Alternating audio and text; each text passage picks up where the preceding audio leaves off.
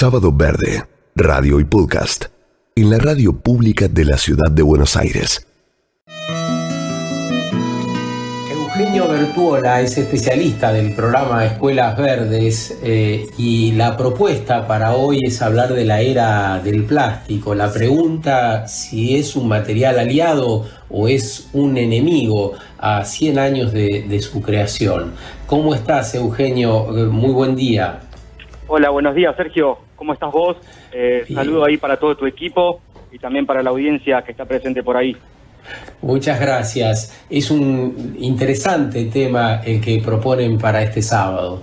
Sí, es muy interesante la verdad, y antes de sumergirnos en la temática del plástico de lleno, no quería dejar de remarcar que de todos los residuos que llegan al relleno sanitario, ¿sí? El 40% son materiales reciclables, ¿sí? Que tranquilamente podrían, en vez de ir a parar al relleno sanitario, a la industria recicladora, ¿sí? Sí. Recordemos que los materiales reciclables son el cartón, el papel, el plástico, el vidrio y el metal. Y de ese 40% que yo te estoy nombrando, el 20% es plástico, ¿sí? Buen dato, buen dato. Así Ahora, que, ¿qué es el plástico? ¿Tenés a mano una definición, esa que le pasan a los chicos o con la cual trabajan? Claro, tal cual, sí. El término plástico proviene del griego plásticos, con K y S al final, que significa moldear o dar forma, ¿sí? Los plásticos son sustancias sintéticas que pueden ser moldeadas por calor o por presión, cuyo componente principal es el carbono, ¿sí? Son cadenas carbonadas, para que lo entendamos un poco mejor, que provienen de recursos naturales, ¿sí? Del petróleo a través de un proceso de destilación o de gas natural. Un poco para hablar de los orígenes del plástico, el primer plástico completamente sintético es la baquelita. No sé si te suena a vos, Sergio, que surgió en 1907, yo lo tuve que googlear, sinceramente.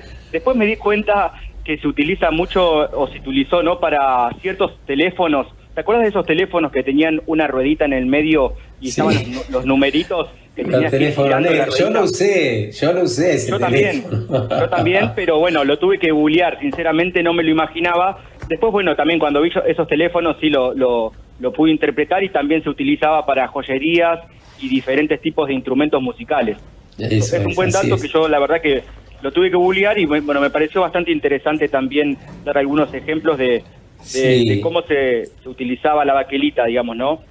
Y es impresionante cómo con el transcurso de los años, no tantos, en décadas, el plástico ha ido invadiendo con sus usos y aplicaciones toda nuestra vida, ¿no? Tal cual.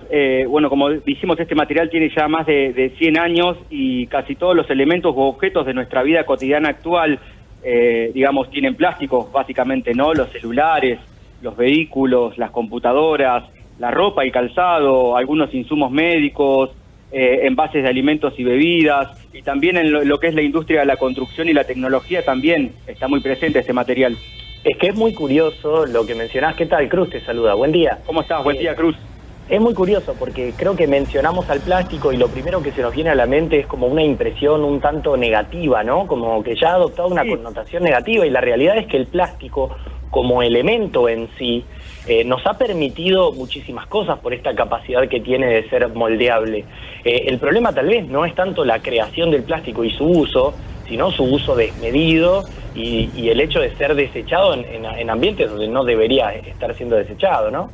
Tal cual, Cruz. Vos ponete a pensar que ahora nos estamos comunicando por un teléfono, o sea, estamos saliendo al aire, digamos, y con un instrumento, una herramienta que básicamente tiene mucho porcentaje de plástico, ¿no? Totalmente. En ese sentido tiene muchas ventajas, ¿sí? En general los plásticos presentan propiedades de elasticidad y flexibilidad que les permiten ser adaptadas a diferentes formas y usos.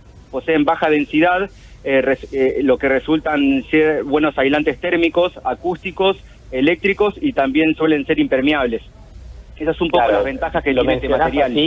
Lo mencionás así y es como que encontramos un elemento mágico. Y yo creo que sí. Bueno, nosotros también como consumidores tenemos que tener ese rol, ¿no?, digamos, y tratar de vez en cuando tratar de disminuir su uso siempre que se pueda, ¿no?, y su consumo. Sí, posiblemente también desde las empresas empezar a usar menos, especialmente los plásticos de un solo uso. Ese es un gran problema entre nosotros. Sí, como vos decís, Sergio, yo te quiero comentar un poquito las clasificaciones de los distintos tipos de plástico. Esto que vos mencionás es un tipo de clasificación, ¿sí? Los plásticos de un solo uso, que ahí dentro se encuentran los descartables, ¿sí? Como pueden ser las bandejas, los cubiertos descartables que también nos dan en algunos restaurantes, un buffet o cuando te llevas la comida, ¿no? Hay una clasificación de plásticos muy interesante, que es la del Código Internacional SPI, que básicamente distingue 7 tipos de plásticos diferentes, ¿sí?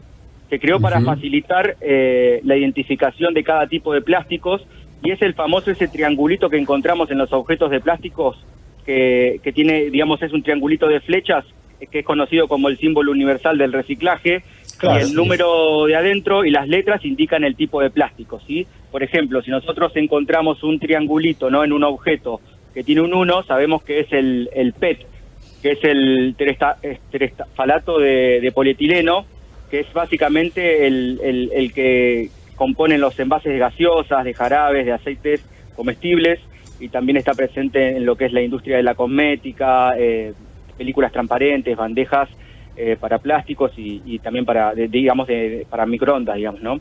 También, si por ejemplo otro tipo de plásticos de esta clasificación, si nosotros encontramos dentro del triangulito el número 3, es el PVC, ¿sí?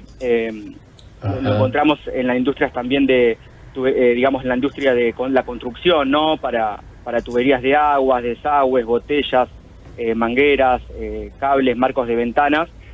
Bueno, esto es otro tipo de plástico diferente, digamos. ¿Cómo debiéramos relacionarnos con el plástico? Cuando desde Escuelas Verdes presentan este contenido, este material, sí, digamos, ¿cuál es el famoso remate? Digamos, ¿hacia dónde tenemos que ir en nuestra relación con el plástico? Mirá, nosotros tenemos, a nivel individual, podemos desarrollar un tipo de acciones, ¿no? Entendiendo nuestro rol como ciudadanos y la responsabilidad que tenemos al consumir y al mismo tiempo el poder que representamos como consumidores, ¿sí?